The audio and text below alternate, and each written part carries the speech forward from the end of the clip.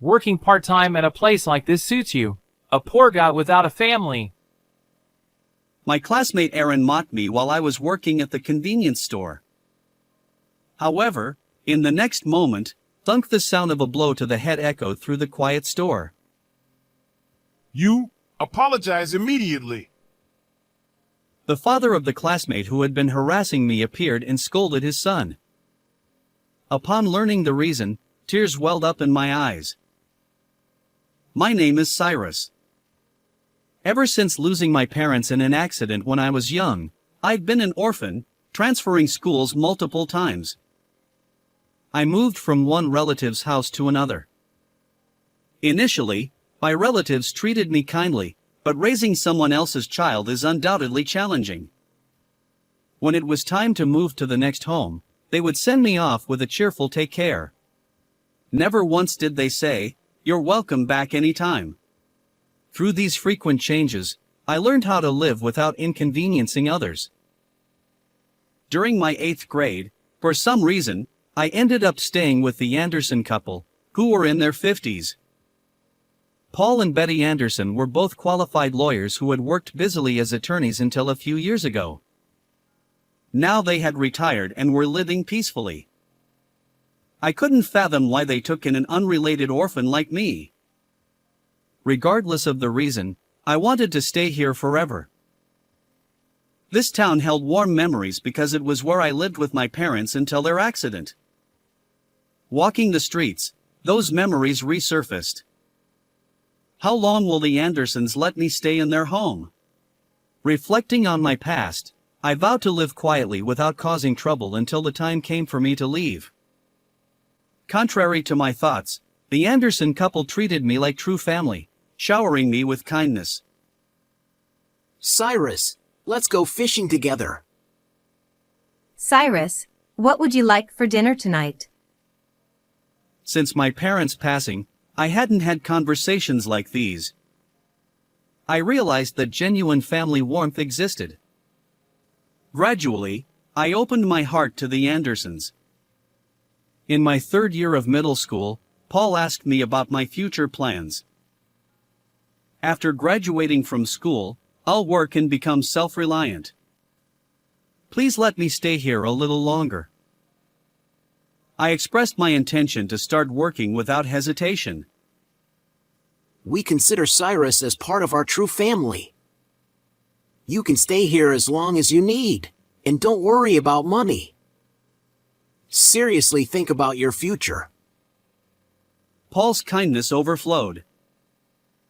Although his words made me happy, I had never thought about my future until now. Focused on not inconveniencing others, I hadn't considered what I liked or what I wanted to do.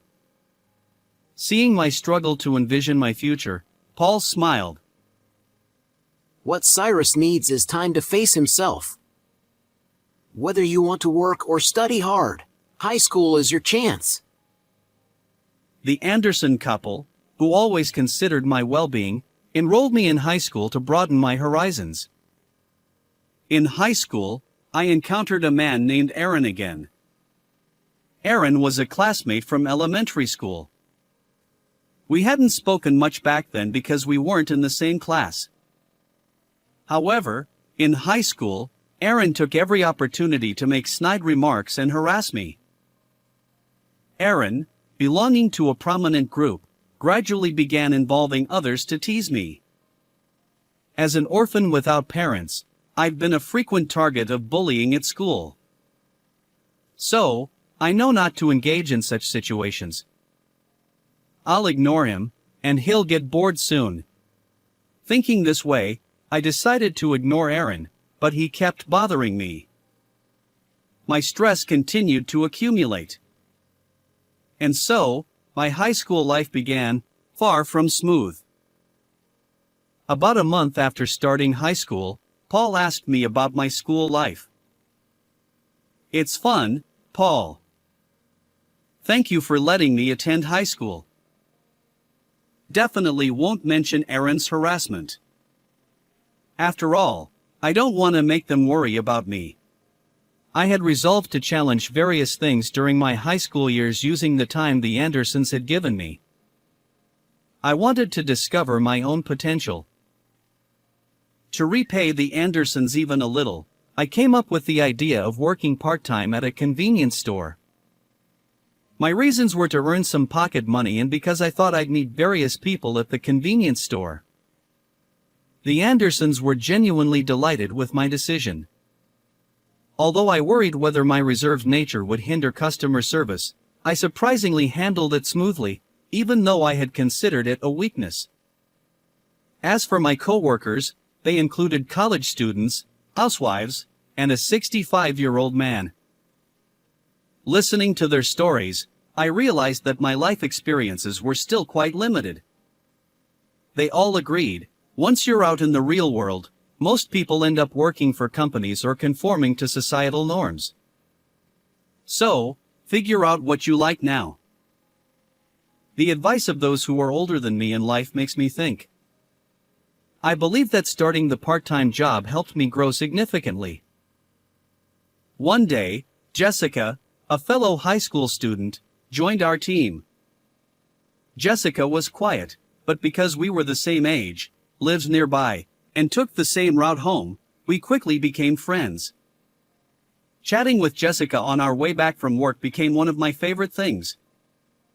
While I did most of the talking, Jessica was a good listener and occasionally made sharp remarks. Being with her was a lot of fun. I used to live here, I said at one point, pointing to an empty lot. Jessica's surprised expression was genuine. I explained about losing my parents in a traffic accident during first grade, the repeated transfers, and how the kind couple, the Andersons, had taken me in and allowed me to live in this town again.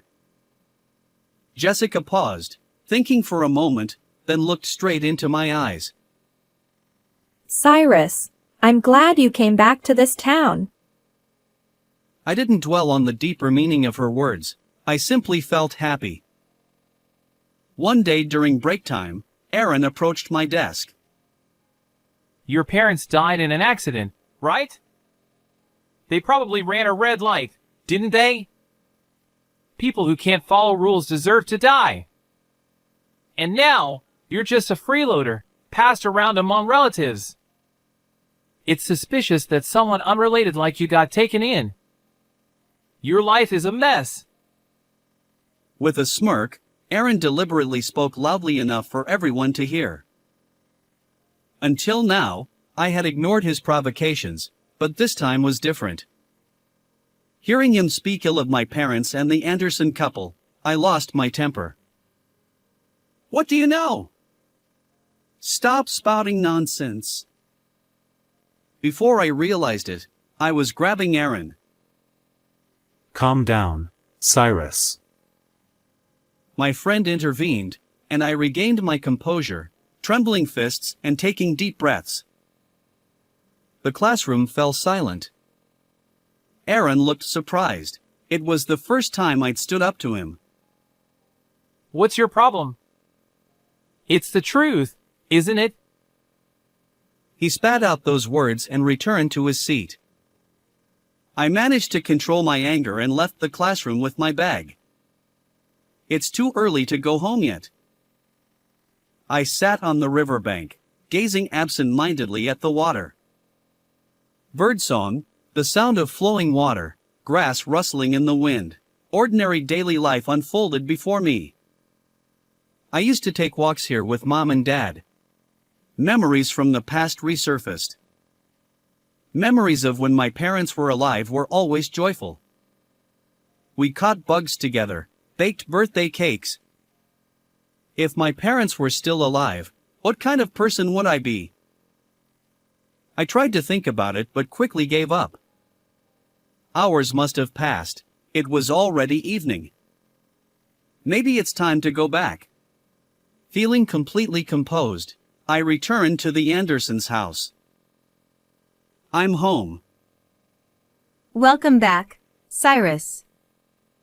Can we talk for a moment? Betty, who greeted me, led me to the living room. Paul was sitting on the sofa. Welcome back, Cyrus. Your homeroom teacher called earlier, saying you disappeared during lunchtime. What happened? Sorry for leaving school without permission. I debated whether to mention Aaron. Paul and Betty looked at me with concern. I couldn't lie to these two, that much I knew. Right after starting high school, I became the target of harassment, mainly by Aaron, a classmate from elementary school. I recounted all the events leading up to today. I see. You're strong, Cyrus. Thank you for sharing. Don't endure it anymore. Lean on us a little more. Cyrus, whether it's something fun or painful, talk to us about anything. We're family. After listening to my story, both of them leaned in and said this. Since that fight, Aaron has bothered me less. However, one day, after work, when Jessica and I were leaving the convenience store as usual, I heard a voice. Oh, the person I least wanted to see, Aaron. Working part-time at a place like this suits you.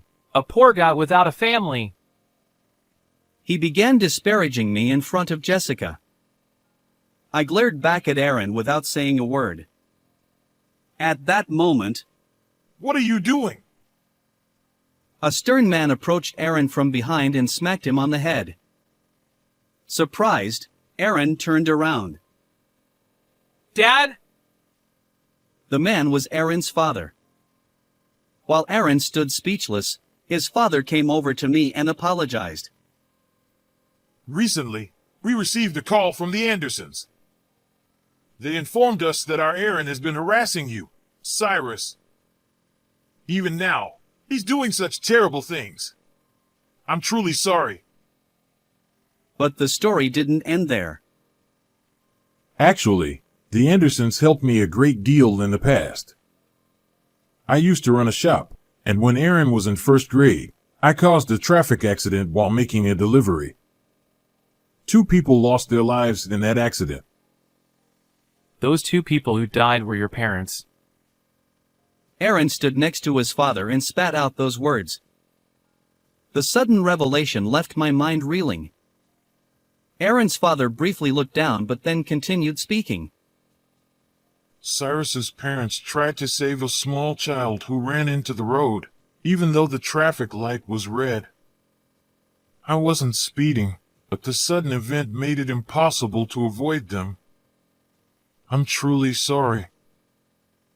Aaron's father seemed visibly distressed, his arms trembling with tension. People around me suspected that I was speeding. The shock of causing an accident was bad enough, but being doubted took a toll on me both mentally and physically. The Andersons were the ones who helped me. In the aftermath of the accident, Aaron's father sought legal assistance from Paul. As it turns out, the Andersons were Paul's upperclassmen from college, and they had known each other for a long time. They listened empathetically and gathered evidence to address the unavoidable nature of the accident. Thanks to their efforts in dispelling misconceptions, Aaron's family could continue living together, and their shop reopened. Aaron's father expressed heartfelt gratitude to the Anderson couple. However, after the accident, false rumors circulated. Aaron's family couldn't walk outside for a while, and even after reopening the shop, customers rarely came.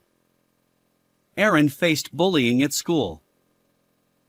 Because the Andersons helped us, we can live a normal life now. Aaron's father reprimanded him. Why did you run despite a red light? Dad, who followed the rules, was suspected, and I suffered. Dad isn't at fault. Aaron seemed to channel the frustration he had felt in the past. Knowing that Aaron's father had also endured hardships due to the accident and had considered me, my heart tightened. Aaron's father said, Aaron, I'm sorry. I thought Aaron had forgotten about the accident a long time ago because you were so young. Let's go home and talk slowly. Aaron's father spoke to Aaron in this way, and then, looking apologetic, he placed his hand on Aaron's back and the two of them slowly walked away. Jessica, who had been listening to the whole story, suddenly spoke up from behind. Cyrus. You know, your parents protected me during the accident. Jessica's sudden confession left me speechless. According to Jessica, on the day of the accident, when she was in first grade, she was walking her dog. The dog suddenly ran towards the road in response to a flying bird. Jessica, who had let go of the leash, desperately chased after the dog and ended up on the road. At that moment, a truck came from her right, and Jessica's parents, who had witnessed the accident, rushed to protect her. They pushed Jessica out of the way, sacrificing themselves. Jessica later learned that the two people who had helped her were my parents. Jessica's parents had gone to apologize, but Jessica was in shock from the accident and stayed indoors for a while. When she finally started going outside again, she found out that I had been taken in by a distant relative's family, who were not even related to me. Jessica had been tormented by guilt for not being able to apologize sooner. She felt that she owed my parents a debt she could never repay. Cyrus, when you told me about your parents, I had a feeling, but hearing that person's story just now confirmed it. I'm so sorry for the late apology. Thanks to your parents, I've been able to live like this. Thank you so much. Jessica apologized deeply.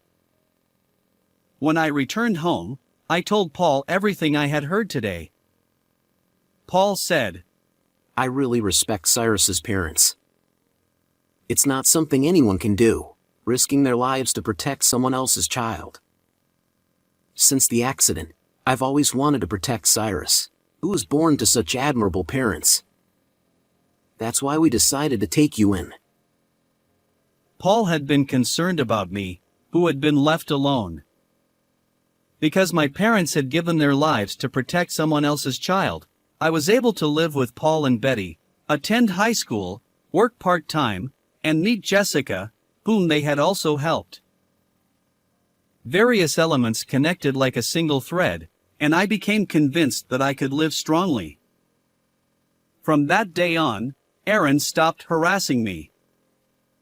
No one else bothered me. The classroom atmosphere became more pleasant, and I was finally able to enjoy a peaceful high school life. In my third year of high school, I quit my part-time job at the convenience store to focus on studying for university entrance exams. Inspired by the stories of the college students I had met, I decided to pursue a legal career. I wanted to become a lawyer like Paul and help others. I was accepted into university, and Jessica was accepted into the same university. We had actually been dating since our second year of high school. Cyrus, let's go tell the convenience store where we work that we got accepted. With those words, Jessica started running along the embankment. Whether it was fate or not, we had met. Knowing our pasts and having hope for the future, we cherished ourselves. From now on, I would continue to live my life, proud of my parents who had risked their lives to help others. With that thought, I started running along the embankment where I had once walked with my parents. How did you like this story? If you enjoyed it, please consider subscribing to my channel. Until next time.